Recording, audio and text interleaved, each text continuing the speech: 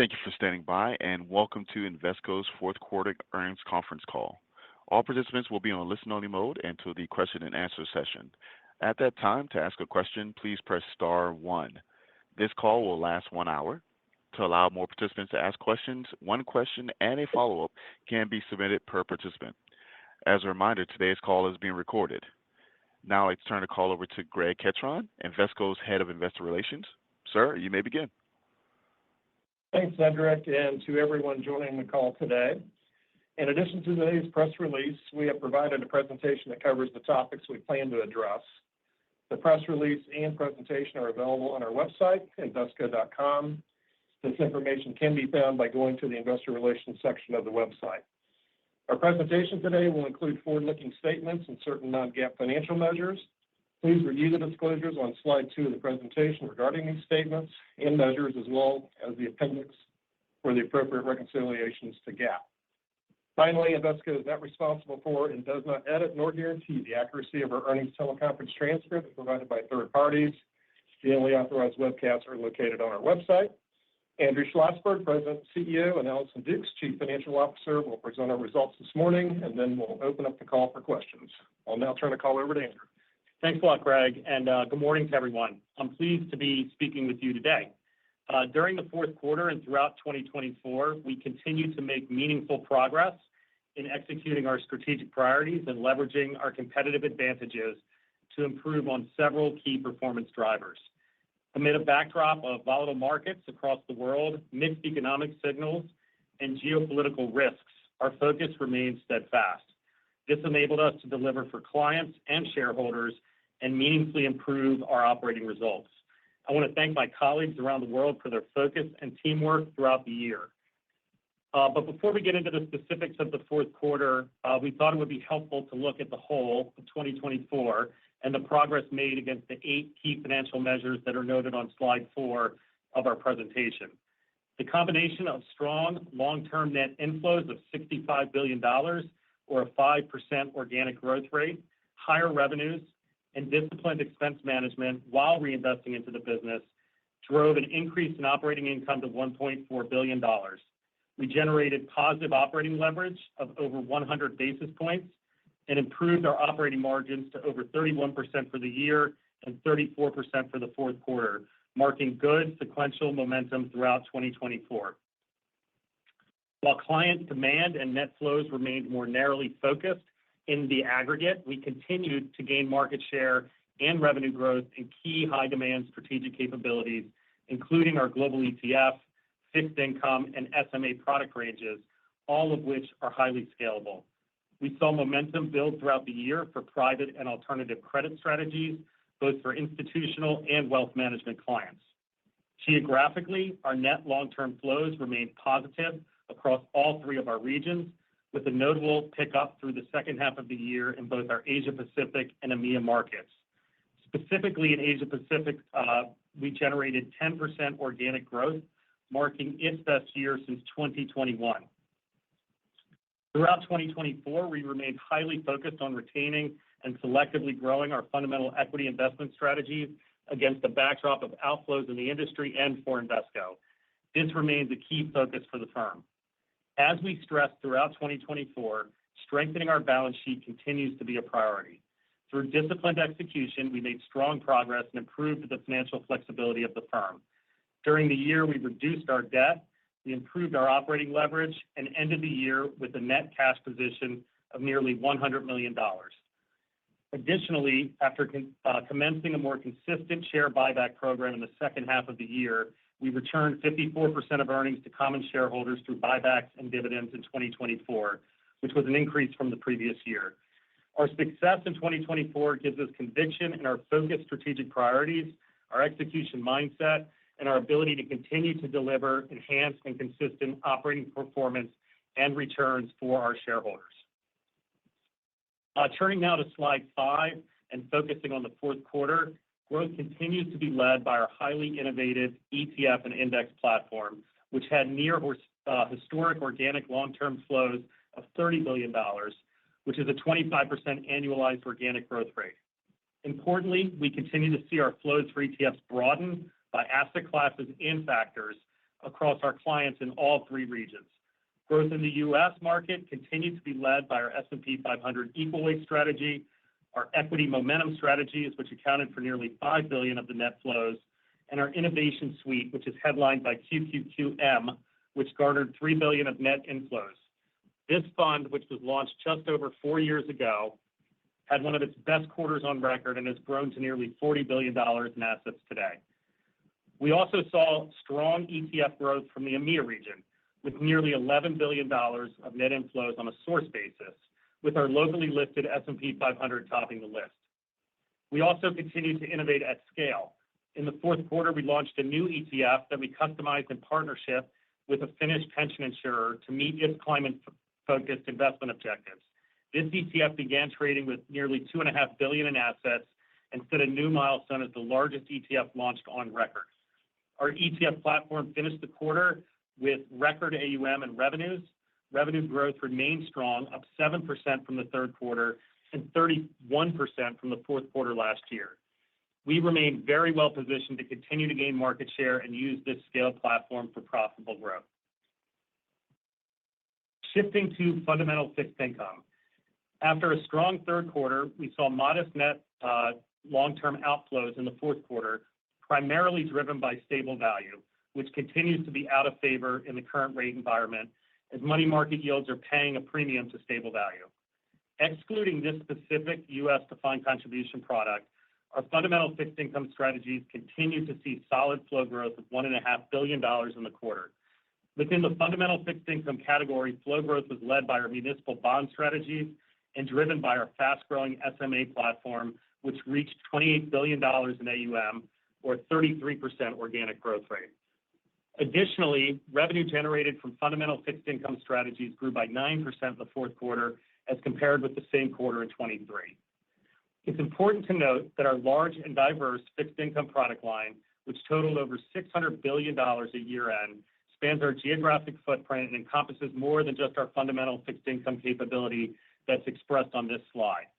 Looking at this more holistic view of our fixed income product set, which also includes fixed income ETFs, our China JV, private credit strategies, and global liquidity, we generated 8% AUM growth and net long-term inflows of nearly $27 billion in 2024. Our fixed income capabilities have strong performance and are well-positioned to meet client needs across the credit and duration spectrum, geographic preferences, active and passive exposures, and public and private markets. We have plenty of reasons to be optimistic about our ability to capture flows as money increasingly rotates into these asset classes. Shifting now to private markets, which in aggregate drove long-term net inflows of nearly $1 billion in the quarter. Within the category, our private credit capabilities reported net inflows of $3.5 billion, or a 31% annualized organic growth rate. Growth was driven by bank loans and CLOs across several fund structures, including our industry-leading senior loan ETF. In direct real estate, we also continue to see flows into NCREF, which is our real estate debt strategy targeting the wealth management channel. Launched only in 2023, this fund has doubled in size over the past 2 quarters and now stands at nearly $2.5 billion in AUM. I'll also note that our real estate team is well-positioned in the institutional markets with over $5 billion of dry powder to capitalize on emerging opportunities. Moving on to Asia Pacific. On a managed basis, in Asia, we saw a rebound this quarter with net long-term inflows of $3.5 billion, led by positive flows from India and $2.5 billion of net inflows into our China JV. Our China growth was driven by equities, particularly ETFs, which are becoming a fast-growing part of our China business and where we see strong demand continuing. These flows were augmented by net inflows into fixed income. We had 6 new products launched in our China JV this quarter, including 3 ETF products. At a macro level in China, we are encouraged by the government's recent focus on economic stimulus, but overall market sentiment has remained relatively weak and volatility remains high. Looking more broadly at Asia Pacific as a region on a client source basis, net inflows were even stronger at $7.5 billion for the quarter, which is a 13% annualized organic growth rate. This broader flow strength in the region highlights our success in leveraging our global product suite and our investment capabilities to meet demand across this important growth region. We had good inflows in Southeast Asia, driven by ETFs, along with continued strong inflows in Japan through our global equity and income strategy, which had $1.5 billion in net inflows and continues to be one of the top-selling active retail equity funds in the growing Japanese market. Turning to our multi-asset related capabilities, we saw net long-term outflows of $1.5 billion, driven by global asset allocation, particularly in our balanced risk allocation strategy. Finally, the relative pressure on fundamental equity flows has continued. However, as I pointed out previously, we have seen some moderation over time in the global, international, and emerging market segments. Net outflows in these strategies have been in the $2 billion per quarter range. Outflows in our emerging market strategies have been partially offset by the continued strength of global equity and income that I noted earlier, as well as net inflows in small cap equities.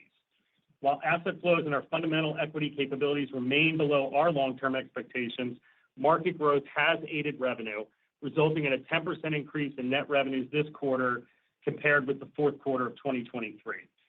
Our team continues to focus on driving high-quality alpha, upgrading our talent bench, and continuing to strengthen our risk management tools. Regardless of client demand, our focus remains on improving investment performance and gaining market share in key fundamental equity categories in which we compete. Moving on to slide 6, we provide an alternative aggregation of our AUM and flows to provide additional context for our business results. I've covered most of these key highlights underlying these charts, but I'll point out that the diversity of our assets and our flows across geography, channel, and investment style provide us the balance to weather any market condition and our ability to meet a range of client needs, which is an important part of our ongoing positive organic flow growth story. Moving on to slide 7, which shows our overall investment performance relative to benchmarks and peers, as well as our performance in key capabilities where information is readily comparable and more meaningful to drive results. Investment performance is key to winning and maintaining market share despite overall market demand. Achieving first quartile investment performance remains a top priority, and we're making progress on this front. Overall, nearly half of our funds are performing in the top quartile of peers across the 1, 3, and 5-year time horizons. Further, 2/3 of our AUM is beating its respective benchmark over all measurement periods. We continue to have strong fixed income performance with approximately 40% of our funds in the top quartile on a 3- and 5-year basis. We are acutely focused on improving fundamental equity performance, and we're making progress here too. We have continued to improve the percentage of AUM in the top quartile of peers across each timeline shown, with 1/3 or more now hitting that target. With that, I'm going to turn the call over to Allison to discuss our financial results for the quarter, and I look forward to your questions. Thank you, Andrew, and good morning, everyone. I'll begin on slide 8 with our fourth quarter financial results. We continued to see strong growth in assets under management during the fourth quarter, with total AUM at the end of the quarter at $1.85 trillion, $50 billion, or 3% higher than last quarter end, and $261 billion, or 16% higher than the end of 2023. Average long-term assets under management were over $1.3 trillion, an increase of 4% over last quarter and 20% over the fourth quarter of last year. The increase in AUM was mainly driven by net long-term inflows, net inflows into our QQQ ETF, and net inflows into money market funds. Unlike recent quarters, markets did not have a significant impact on AUM in the fourth quarter. Net long-term inflows drove a $26 billion increase in assets under management during the quarter, representing an organic growth rate of nearly 8%.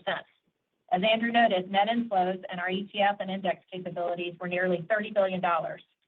QQQ net inflows were $10 billion, and money market fund inflows were strong at $25 billion. Net revenue, adjusted operating income, and adjusted operating margin all improved from the third quarter and showed substantial improvement from the fourth quarter of last year. I'll cover the drivers of that shortly. Adjusted diluted earnings per share was 52 cents for the fourth quarter versus prior quarter EPS of 44 cents. We continued to strengthen the balance sheet, ending the quarter in a net cash position with cash and cash equivalents exceeding debt by nearly $100 million, better than our goal of zero net debt. We also continued share buybacks, repurchasing $25 million during the quarter, and we intend to continue buying back on a regular basis going forward. Moving to slide 9, as we've noted in prior calls, secular shifts in client demand have altered our asset mix and net revenue yields as our broad set of capabilities has allowed us to capture evolving client product preferences. Client demand has led to continued diversification of our portfolio, a trend we've seen for a number of years now. As a result, concentration risk in higher fee fundamental equities and multi-asset products has been reduced. The firm is increasingly better positioned to navigate various market cycles, events, and shifting client demand. Consistent with prior quarters, current net revenue yield trends are included on the slide. The ranges by capability are representative of where the net revenue yield has ranged over the past 5 quarters, and we note the net revenue yield drivers and where in the range the yields have trended more recently. To provide context for the net revenue yield trend during the fourth quarter, our overall net revenue yield was 24.6 basis points. The exit net revenue yield was 24.1 basis points, half a basis point lower due to continued mix shift during the quarter. Turning to slide 10, net revenue of $1.2 billion in the fourth quarter was $111 million higher than the fourth quarter of last year, an 11% increase, and $53 million or 5% higher than the third quarter. Investment management fees were $123 million higher than last year and $29 million higher than the third quarter. The increases were driven by higher average AUM, partially offset by the AUM mix shift previously noted. Performance fees were $14 million higher than last year and $32 million higher than the third quarter, reflecting typical seasonality. Operating expenses continued to be well managed. Total adjusted operating expenses in the fourth quarter were $767 million, a slight decrease of $4 million, or less than 1% from the fourth quarter of last year. There was a slight increase of $11 million, or less than 2%, in adjusted operating expenses over the third quarter. Compensation was $14 million higher than the fourth quarter of last year, which included $22 million of organizational change-related expense. Higher compensation expense was driven mainly by higher revenue in 2024. Compensation expense was $15 million higher than the prior quarter and mainly driven by higher revenue, including compensation associated with seasonally higher performance fees. G&A was lower on both a year-over-year and sequential quarter basis. G&A was $28 million lower than the fourth quarter of last year, due mainly to lower professional-related fees and an insurance reimbursement of $13 million in the fourth quarter of this year. G&A was $11 million lower compared to the third quarter, mainly due to the insurance reimbursement, partially offset by slightly higher professional-related fees. Alpha platform implementation costs of $14 million were in line with our expectations in the fourth quarter and consistent with the $15 million incurred in the third quarter. We did move a small first wave of AUM on the Alpha platform in the fourth quarter. Fees paid on the assets transition in the first wave were nominal expense-wise in the fourth quarter. As the implementation continues, we expect Alpha-related one-time implementation costs to be in the $10 to $15 million range per quarter in 2025. Depending on the timing of when future waves are executed, which we currently expect will continue through 2026, the implementation costs will begin to fade as we approach full implementation of Alpha. Fees paid to State Street as we transition assets to Alpha will increase as future waves are executed. Under this scenario, the combination of implementation costs and total platform fees paid to third parties could peak late this year or during the first half of 2026. Looking at 2025, we expect costs related to Alpha, which includes both the implementation costs and fees paid to platform providers, to be $20 to $25 million higher than 2024. We'll continue to update our progress and related costs as we move forward with the implementation. Regarding operating expenses for 2025, we will continue our disciplined expense management. We expect a slight uptick in expenses driven by the higher revenue levels that we are currently generating. If you assume flat markets from year-end 24, we would expect total operating expense to increase by approximately 1% over 2024. That includes the higher Alpha-related costs in 2025 that I noted. Back to the fourth quarter, our quarter-over-quarter positive operating leverage was 330 basis points, driving a $41 million or 12% increase in operating income and a 210 basis point improvement in our operating margin to 33.7%. The effective tax rate was 22.2% in the fourth quarter.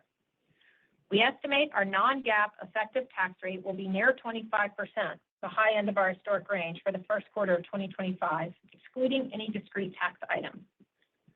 The actual effective rate can vary due to the impact of non-recurring items on pre-tax income and discrete tax items. I'll wrap up on slide 11. As I noted earlier, we continued to make progress on building balance sheet strength in the fourth quarter. We ended the quarter in a net cash position with cash and cash equivalents exceeding debt by nearly $100 million, better than our goal of zero net debt. We ended the quarter with no draws on our credit facility. Our leverage ratios continue to improve, and we're now down to a leverage ratio, excluding the preferred stock, of 0.25 times, a significant improvement over the past several years. We continued share buybacks in the fourth quarter, repurchasing $25 million or 1.4 million shares during the quarter. We intend to continue a regular share buyback program going forward, and we expect our total payout ratio, including common dividends and share buybacks, to move closer to 60% in 2025 as we continually evaluate our capital return levels. To conclude, the resiliency and strength of our firm's net flows performance is evident again this quarter, and we continue to make progress on simplifying the organization and building a stronger balance sheet while continuing to invest in areas of growth. We remain committed to driving profitable growth, a high level of financial performance, and enhancing the return of capital to shareholders. With that, I'll ask the operator to open up the line to Q&A. Yes, as a quick reminder, if you'd like to ask a question, please press star then one. Remember to unmute your phone and record your name and company clearly when prompted. And our first question comes from Dan Fannon with Jefferies. Your line is open. Good morning. Wanted to follow up on the outlook for expenses in 2025. The $20 to $25 million increase of the Alpha versus 24, can you just remind us what 24 was? And then also just given some of the seasonality of kind of some expenses around payroll, just maybe some sequential building of one, two, just in terms of what might be the uptick and things like comp and others versus the overall 1% number you gave. Dan, you got totally jumbled for us there on the end. The one thing we heard was Alpha and looking for what it was in 2024. Yes, and then maybe some sequential, the sequential expense build for first quarter, given the seasonality of things like payroll. Okay. So let me address Alpha in 2024 first. Alpha was probably just under $50 million for 2024.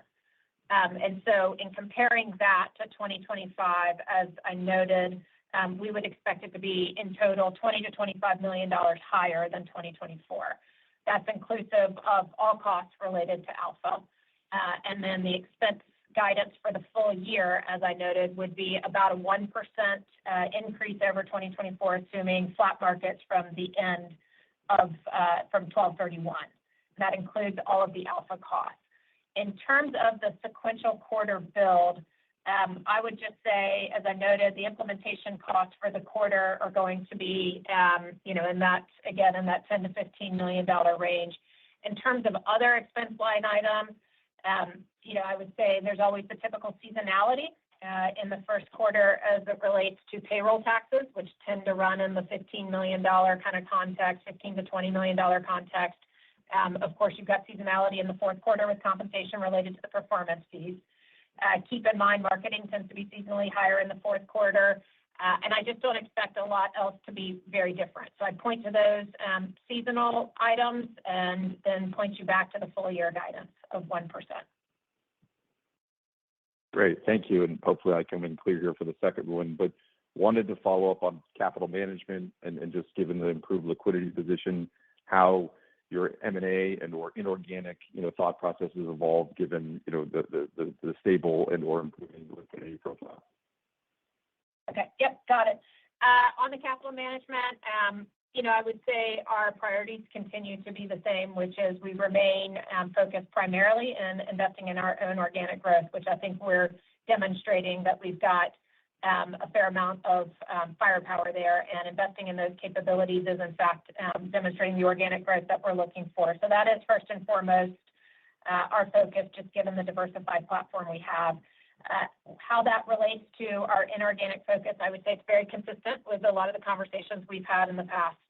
Our capabilities are fairly well built out across both the capability set, but also our regional diversification. The one area where we probably don't have the full set of capabilities would be on the private credit side. We continue to be very thoughtful there.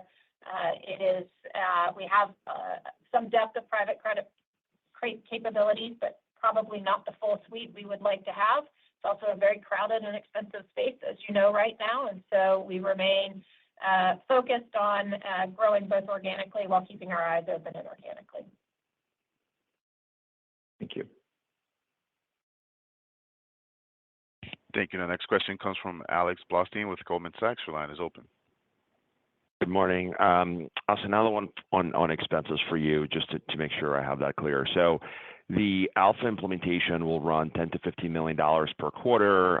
It will peak at some point of time at the end of 25, maybe early 26, at which point you will also start to have sort of the expenses that you'll start paying State Street ramp as well. So maybe help us understand kind of what are the run rate expenses you expect to pay State Street once all the assets have migrated over, so which I guess will be at some point of time in 2026. And then ultimately, are there any legacy costs that you expect to fall off once Alpha is sort of fully implemented? Or is that kind of baked into your $10 to $15 million guidance? No, so let me kind of walk back through that again. So I'll try to piece this together. And I can't tell you, I can't answer the question of what are the fees we would be paying to State Street, because, of course, that's contractual. And so the way to think about it is this. Implementation costs will continue to be $10 to $15 million per quarter. That's consistent with what we've been running for the last number of quarters. If I look at the total cost of Alpha this year, which is both the implementation costs, which think of those as one time, the construction costs, if you will, combined with fees paid to platform providers, which there are existing and new fees that will be coming on. That's why we will be peaking as we are running parallel paths on a number of platforms. The combined cost of all of that for 2025 will be $20 to $25 million higher than the cost in 24. So thinking about that baked into our expense run rate for 25 relative to 24. That is a piece of the overall expense guidance, which is inclusive of everything that we provided, which is an increase of 1% over last year. The cost that will start to come out, that will be not until we are fully transitioned with all waves. So as we noted, the waves are going to continue through 2026. Then we can begin to decommission systems. So the benefits we might see are too far out to guide to at this point. Does that help, Alex? I got you. Yeah, I was just kind of trying to get, like, once those costs fade out, like, what is the net expense benefit we should expect, which sounds like some of that 10 to 15 will start to leave, but the ultimate benefit of that really won't show up until 27, if I hear you correctly. Correct. And you are correct. Once we are fully implemented, you will not have the implementation cost of $10 to $15 million a quarter. Those are truly construction costs, if you want to think about it that way. Yeah, gotcha. Okay, thank you. And then my follow-up question, I did want to ask you guys around China. It sounds like things have been picking up there. You and I had a conversation about this, later last quarter, just in terms of, the momentum you guys are seeing in the ground that's showing up in flows. So talk to us maybe a little about the pipeline that you're seeing in the products there and your expectations for flows over the next couple of quarters. Yeah, so maybe I'll start, and then Allison can pick up as well. We did, as we said, we saw $2.5 billion or so of flows this quarter. Importantly, the launches we did and the focus in the market was on equity ETFs, which we're seeing more demand for. Equity markets through ETFs right now in China, and we're relatively early in building that out, and the market's relatively early as well. We're also seeing flows into what's called fixed income plus, which is more like a balanced strategy. And so demand's been picking up there as well. To remind everybody, our business there is pretty diverse and balanced. So we're about 30% equities, 30% fixed income, 20% in this fixed income plus, and 20% or so in money markets. The stimulus that's been put in place and what we expect to be future stimulus throughout the balance of this year is starting to raise confidence modestly, but I think the markets and the retail investors going to need to see more. But to be getting organic growth despite all of that, we feel is a pretty good accomplishment. Great. Thank you both. Thank you. Thank you. Thank you. The next question comes from Brennan Hawken with UBS. Your line is open.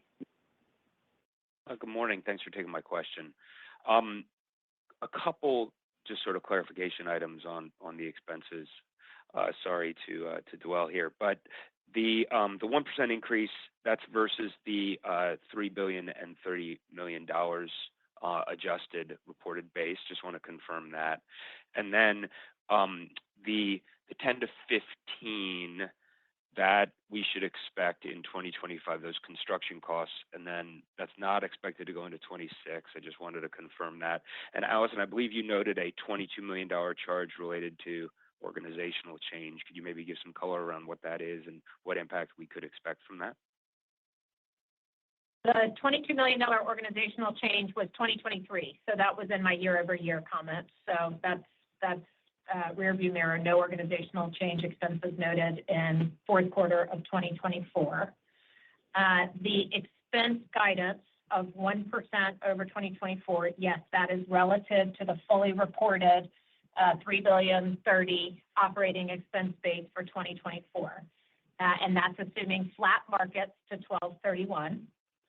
And then the implementation cost of $10 to 15 million a quarter, that guide is through 2025. I'm not prepared to speak to 2026 yet, but if we are still moving AUM over, there will be some implementation costs depending on where we are on the waves and the continued build of alpha. If it is possible, it could be higher, could be lower than 10 to 15 as we continue to move assets in waves. So, but implementation costs will be a part of our expense base so long as we are moving assets over to alpha until that transition is fully complete. Great. Thank you. Does that help, Brenna? It does. Thanks for clarifying on the organizational change. I guess I didn't hear that correctly.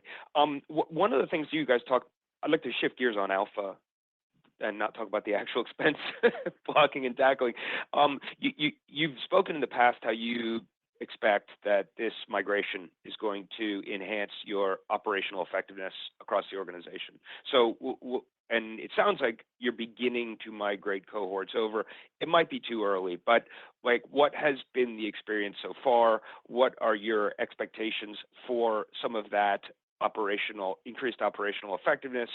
And how should we expect that to manifest itself as you continue to progress through this rather substantial change in the organization?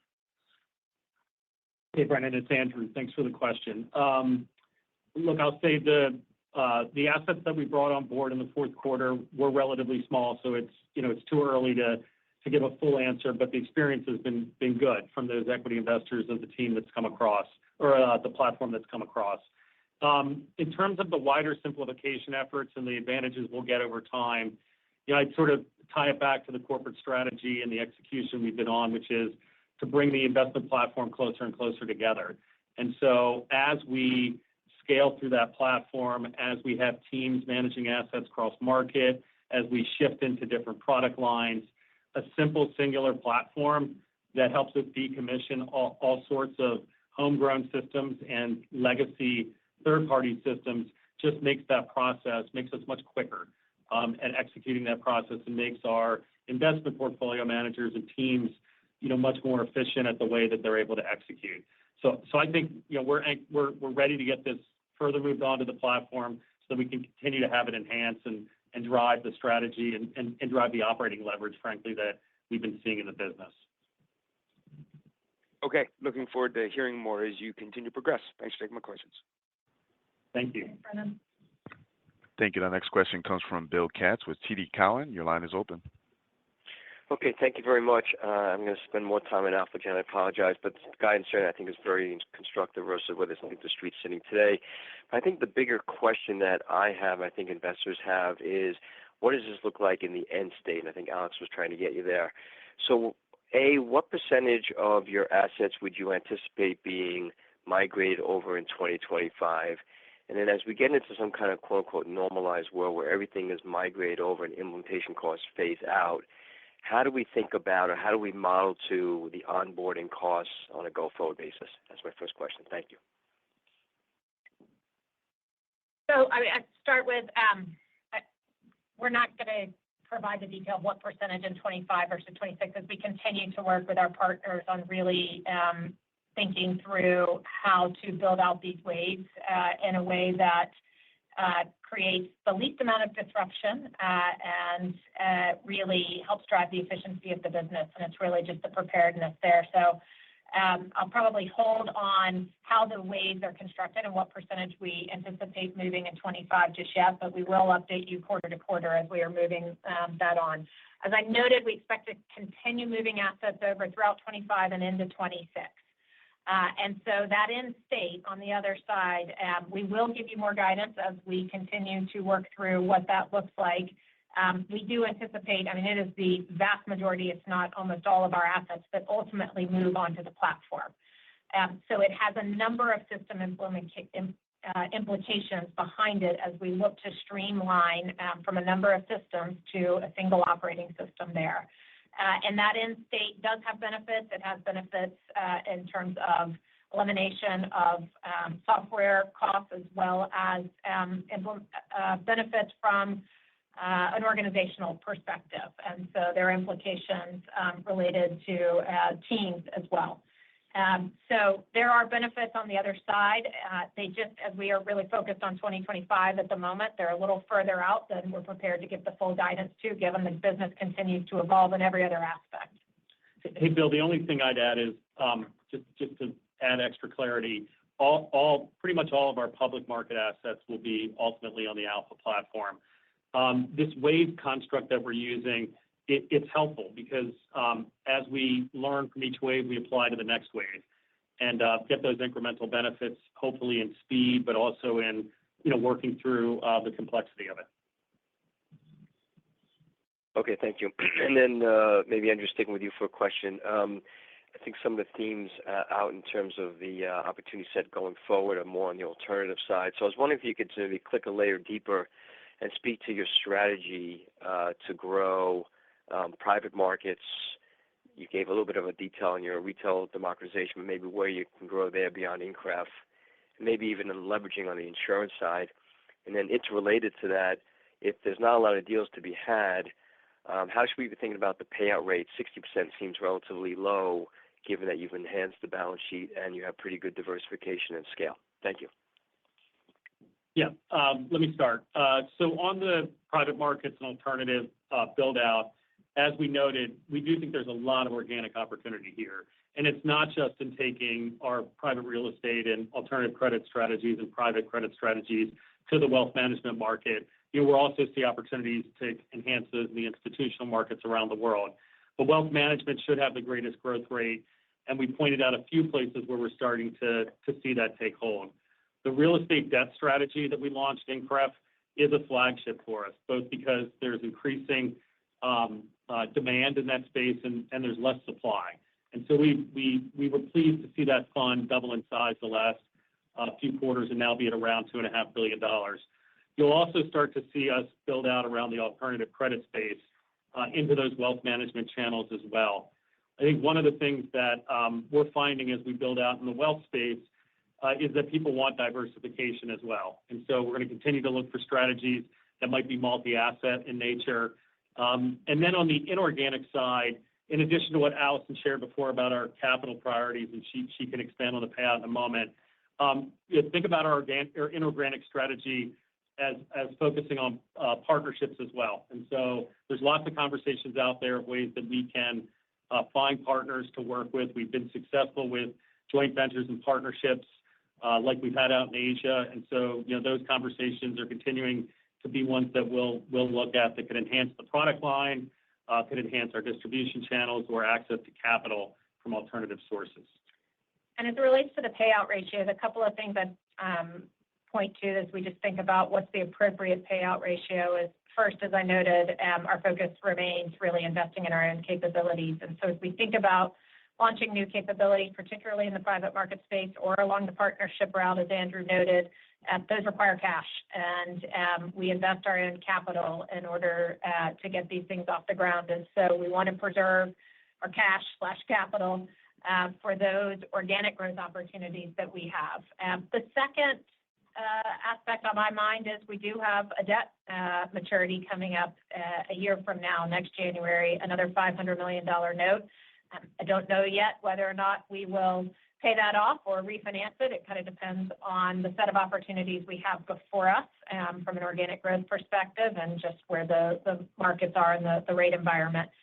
But we want to preserve flexibility to completely pay that down if that's the best opportunity we have. And so as we think about the payout ratio for this year, those are a couple of things in our mind. I mean, the choices and flexibility that we built, that Allison was just pointing out, was our goal in 24, to be back in the market, buying back stock, which we did. But having that flexibility gives us a lot more choices here to deploy against our strategy. Thank you very much. So, Thank you. Now, next question comes from Glenn Schorr with Evercore. Your line is open. Hello, thank you. Okay, so hello. So the fourth quarter, we had the insurance reimbursement, but besides that, the margin was still up markets, big inflows, down fee rate, controlled expenses. So my question is, I'm hoping for better than flat assets this year, but what's your thoughts around the margin, knowing what we know, what you just said about the 1% expense growth, knowing that you're still inflowing nicely, but the fee rate does have some compression? How are you thinking about the margin in 25? Thanks. We're hoping for better than flat markets too. And, obviously we build our plan with flat markets because we think it's prudent. But this is certainly a business where we're all counting on and dependent upon growth in markets. And I think we're in a pretty diversified set of markets. And in any given year, we see we've got some markets working for us and some are working against us. But net, we're hoping for also a positive year. Independent of that, I'm bullish on our margin, and I'm bullish for a couple of reasons. The number one thing we're managing to, we noted expenses, I would say 1% expense growth year over year, inclusive of all of these costs associated with Alpha, I feel really good about. And it's really a testament to some pretty disciplined expense management going on to make sure we make room for this really important strategic focus we have in continuing to execute against Alpha. But on the top line, what we're managing to is flows across all of our investment capabilities and really thinking about that organic revenue growth. And I think if we can continue executing well against our focus there, we're going to see operating margin expansion in 2025. In particular, we're giving you more and more color, and we hope it's helpful to really get to that organic fee rate trajectory. And I think you can see over the last couple of quarters where we've had a very strong organic fee rate growth in investment capabilities like fixed income and ETFs and private markets. We're really at about a break-even place for 24 in APAC managed. And we're very optimistic that we can do a lot better than that in 2025. The biggest opportunity we have, no question, is narrowing the outflows in fundamental equities. That's been the headwind as it relates to that organic fee rate growth. And so our focus in our investment performance in fundamental equities and really defending our book of business there and really focused on the pockets of growth and the sales there, that's the number one thing we can do to expand revenue independent of any market changes. And that's going to really get us to that operating margin expansion trajectory that we think we're on. Well, that's a perfect lead into the follow-up I had was maybe how do you defend fundamental equities besides just, hey, everybody put up great performance. But my question is on how are you thinking about the active ETF lineup? Your ETF business has been growing. How do you think about what to transition to have an active tag-along product, if you will, and can that be part of the solution? Yeah, I mean, driving success for fundamental equities in particular, number one is delivering investment quality. So that's going to be the number one port of focus, and that includes all the things that you'd expect from us on talent and risk, et cetera. Continuing to differentiate the product line and how we, quote unquote, wrap equity to go to market is going to be an important way that we both grow and defend. Also, the way that we deliver through our sales and client service efforts. So it is continuing to be blocking and tackling. As it relates to active ETFs, just the starting point for us, just for so everyone has a baseline. We have about $10 billion in active ETFs, but we have another $20 billion or so of ETFs that are more passively oriented, but involve our more fundamental or quantitative investment teams. And I think both of those areas are places where you're going to see us continue to grow, as the ETF vehicle will continue to be a vehicle of choice. And we have the ETF platform. We know how to operationalize that, how to grow it at scale, and we have excellent active investment capabilities. So we've been launching some of those through the course of last year.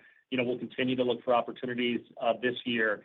But number one thing is having good, high-quality investment results, because that's going to really drive the success, whether it's packaged in a mutual fund or an ETF. But regardless, we should be able to win with the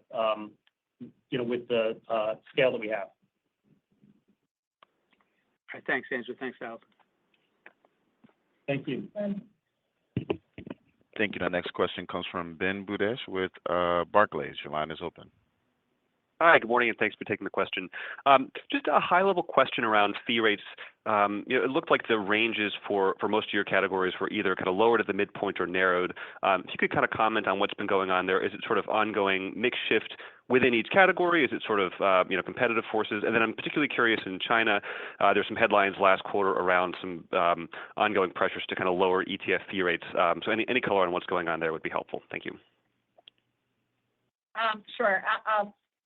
I'll take that. I would say it is primarily ongoing mix shift within the various categories that you're seeing there. If you think about the ETFs in particular, and that's one where you've seen that fee rate, that range narrow a bit and trend towards the low end, we continue to see really strong demand for capabilities like the QQQM and the S&P 500 equal weight. Those are going to be in the kind of mid to high single digits and really start to impact that fee rate down relative to perhaps like commodity strategies, which we just haven't seen as strong a demand for. So you've got mix shift going on within those capabilities. At the same time, on APAC managed, I'd say that rate came down over the last 5 quarters, 6 quarters because of the regulatorily mandated cuts that went into effect in 2023. Those were fully washed through in 2024. At the ETF pressure, I think our set of capabilities are well within the regulatory mandate, so we don't see that pressure really impacting our set of our product lineup there. So within that, I wouldn't say any of those trends are sort of permanent in nature. It really is a function of the demand, and at the same time, we're seeing really strong demand for things like BKLN, which will be on the higher side. And so it's pretty demand driven and not any sort of secular pressure. Understood. And maybe a follow-up sticking on the ETF side.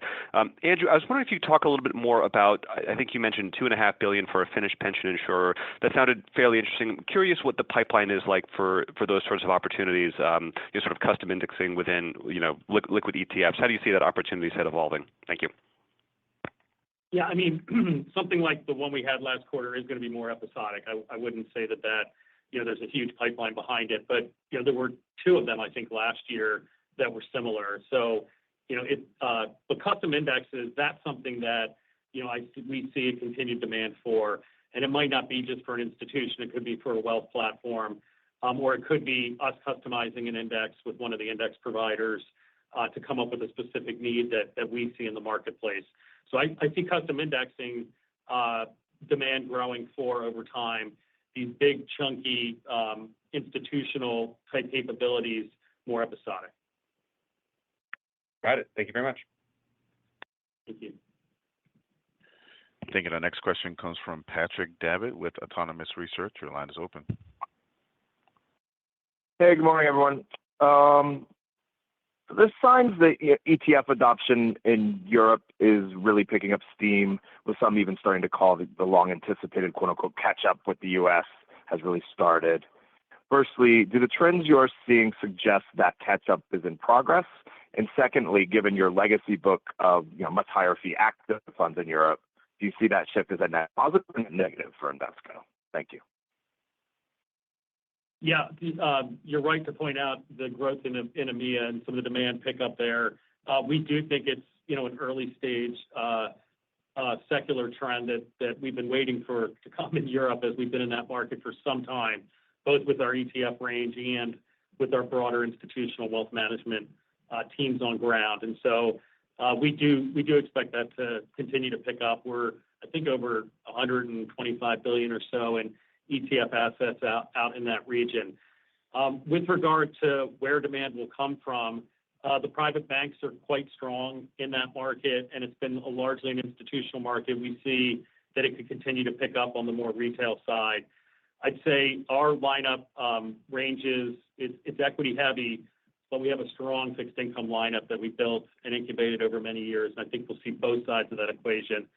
And clearly bringing active portfolios into EMEA in ETF wrappers is something we expect to happen, just like it's occurring in the U.S. So we're cautiously optimistic about EMEA ETF growth. And I would just say, as it relates to the fee rate, I mean, that would be a driver of some of the mix you're seeing in terms of the fee rate and the ranges being on the low end or kind of trending to the lower side on the ETF fee rates, because you do see, they are slightly lower fee rates in Europe relative to the U.S. lineup. But again, importantly, I go back to our focus is on organic fee rate, organic revenue generation, and the growth we're seeing there and the demand there is extremely positive towards overall organic revenue growth, and so it's a net positive in our view. And just ETFs in general, the running an efficient platform, one that uses technology, one that uses our operational prowess and uses our size and scale, whether we're bringing products in the U.S. or Europe or out in Asia, we have the platform that we can create operating leverage from. Got it. And then as a quick follow-up, it seems like you'd started to hint that you've been working with MassMutual on options for the preferred. Any updates on that front, as I imagine that the now higher for longer mentality could conceivably make the paper less attractive to them? No updates. It is a topic of ongoing conversation on both sides. It's not just the rate for them. It is, again, that was the financing mechanism for the acquisition of Oppenheimer, which they have a tax basis in. So there are tax, capital, and rating considerations on their side, not simply sort of rates relative to market rates. So it is a topic of ongoing conversation as we look at are there perhaps ways to make it maybe more flexible in the future, but no update. Thank you. Thank you. And the next question comes from Ken Worthington with J.P. Morgan. Your line is open. Great. Good morning. Thanks for taking my question. I'd love to dig into the institutional business a bit more broadly. Where is Invesco having success in building the pipeline and winning new business? I know you called out alternatives, but are there other areas as well? And how does the business that you're winning compare to the business you're losing? Thank you. Maybe I'll just start at the highest level of kind of how's the business doing. I'd say, pipeline, which I always caution is not the best indication because the pipeline's only as good as what we enter into a sales management system. But, we do obviously look at it as an indicator. It continues to expand, actually, and improving coming into 2025 in terms of both absolute size and the quality of the capabilities that we're really looking at being probable in 2025. It really spans all three regions and all investment capabilities. And you do see the barbelling impact there. I mean, there are, it's continued growth and kind of ETF and indexing capabilities, but also continued growth on the private market side. And the real estate pipeline remains strong there with a fair amount of committed capital that is yet to be deployed. So the fee rates there look good too. They continue to be on the high end of our range, which is usually that mid-20s to mid-30s range, and we continue to see the pipeline be on the high end of that range. So, I'd say overall attractive characteristics, and maybe Andrew can add a little more color in terms of what we're seeing from just kind of a client and regional perspective. Yeah, to add to what Allison was saying, fixed income is the other area where institutional demand and flows have been pretty good. And the strength of our fixed income platform that I described, we think will be the place, in addition to the alternative and private market side, where we should, we're focused on picking up momentum in fixed income. The other place I'd say is selectively into equities. Institutions are reallocating their portfolios, and we're seeing some increased demand for Asian equities, global equities, and in that space as well. But it's very, very competitive. Great, thank you. And then the other side of the equation, the business you're losing, what does that look like? I wouldn't say it's, if I look at what the outflows were in the fourth quarter, a lot of it we noted. There were some outflows in our balance risk strategies in GAA, and that's just a strategy that's been out of favor. We also saw outflows in stable value in the quarter, and that's really because of just the rates and the arbitrage there in terms of where money market rates were relative to stable value. So those are maybe what I would point to from a trend perspective, and I think that last point being, temporary or cyclical in nature. Great, thank you very much. We're the leading, if not, one of the leading stable value providers. So when that market comes back in demand, we should do just fine. Great, thank you much. Yeah, Cedric, we have time for one more question. Okay. And our last question comes from Brian Bedell with Deutsche Bank. Your line is open. Oh, great. Thanks so much for squeezing me in there. Most of my questions have been asked and answered, but maybe two, one just back on the operating margin outlook.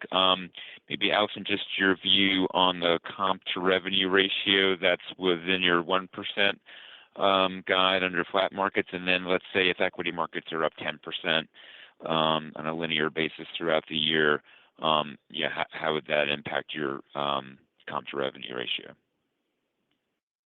Yeah, I would say our comp to revenue expectations are really, we think about it independent of where markets are. We really look at it relative to revenue.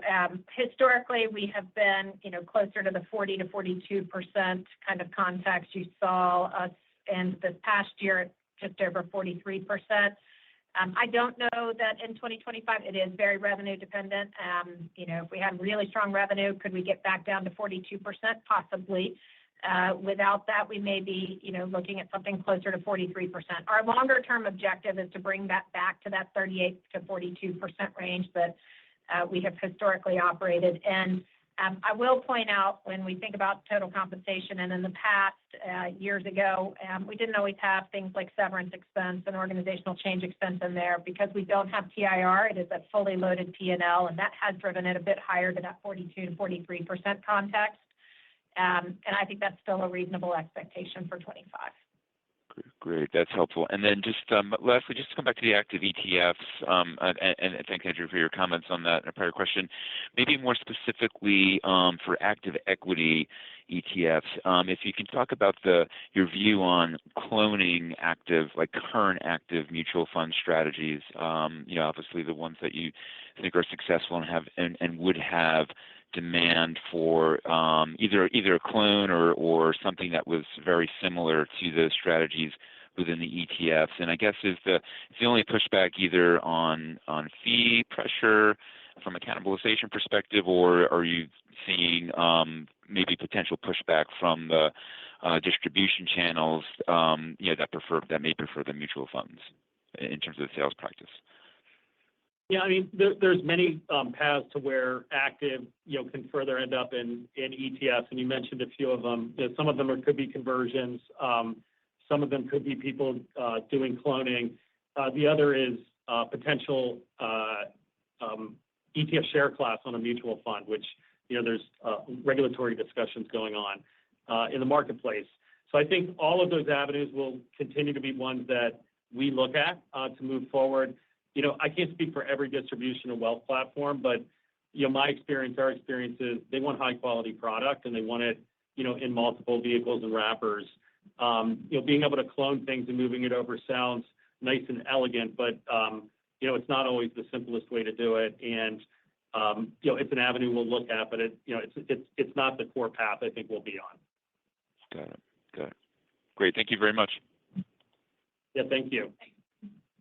Okay, Mr. Schlossberg, All right. back to you. Yes, thank you, operator. And in closing, I just want to say we're very well positioned to help clients navigate the impact of evolving market dynamics and subsequent changes to their portfolio. As market sentiment improves and client convictions continue to strengthen, this should translate to even greater scale, performance, and improved profitability for Invesco as we discussed today. Given all the work we have done to strengthen our ability to anticipate, understand, and meet evolving client needs, I am very excited for the future of Invesco. Again, I want to thank all of my colleagues at Invesco for their continued hard work in 2024. And as we turn into 2025, I'm proud of our collaboration and our focus on our clients. I want to thank everyone for joining our call today. Please continue to reach out to our investor relations team for any additional questions, and we appreciate your ongoing interest in Invesco and look forward to speaking with all of you again soon. Thank you. And that concludes today's conference. You may all disconnect at this time.